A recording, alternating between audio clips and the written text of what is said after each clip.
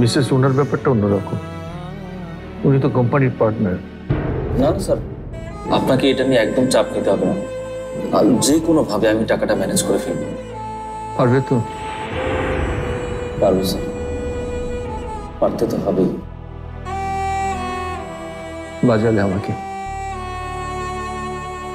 আমি আসি তাহলে। যে কোনো দরকারের সাথে সাথে আমাকে জানাবে, কেমন? Sure sir.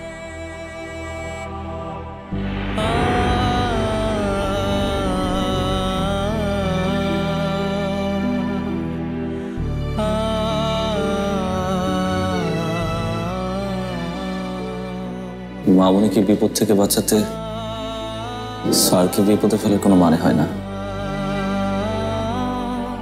আর কারো উপর নির্ভর করে না।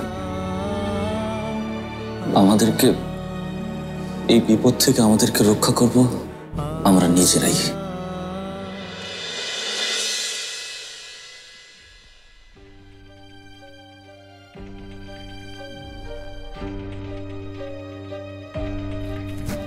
নাইলা, আমি সরি, বিশ্বাস করো জান্নাত যে তোমার কাছে যাকে আমি চাই নাই, আর আমি ওর বইলেও পাঠাই নাই।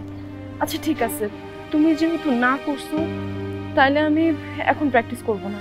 সবাই চলে গেলে আমি একা একা প্র্যাকটিস করব। সবাই চলে গেলে একা একা প্র্যাকটিস করবে কি করে? তাইলে আর কি, আজকে আর প্র্যাকটিস করা লাগবে না। এভাবে হাল ছেড়ে দিচ্ছ মনি? তোমার ফিটনেস পারফরমেন্স নিয়ে আমি হতাশায় ছিলাম, কিন্তু আজ কথা শুনে মনে হচ্ছে তোমার কনফিডেন্স কমতে কমতে একেবারে জিরো হয়ে গেছে। আমি তো প্র্যাকটিস করার জন্যই আসছিলাম নাইলা, কিন্তু তুমি যখন না করতেছো।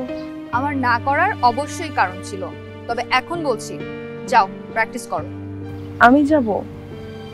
তার মানে জান্নাত আমাকে কি বলেছে না বলেছে সেটা নিয়ে তোমাকে না ভাবলেও চলবে। দ্রুত যাও, পরে আমাদের সবাইকে আবার বোর্ডের সংবাদ সম্মেলনে থাকতে হবে। সোনামণি, আজকেই তোমাকে শেষবারের মতো সুযোগ দিচ্ছি। এরপর তুমি যদি আর কোনো কৈফিয়ত বের করো তাহলে আমি থাকতে এই জাতীয় দলের আশেপাশে তুমি আর আসতে পারবে না, মনে রেখো। ঠিক আছে, আমিও আর কৈফিয়ত দিব না, আমি আমার ভুলটা বুঝতে পারছি।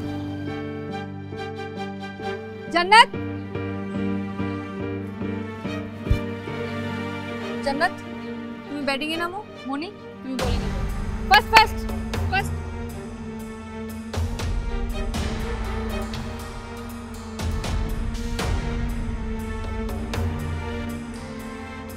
সুখে থাকলে ভূতে কিলায়, জান্নাত এবার টের পাবে ভূতের কিল কেমন। মনির বোলিং এর সামনে এবার জান্নাতের আসল পরীক্ষাটা হবে।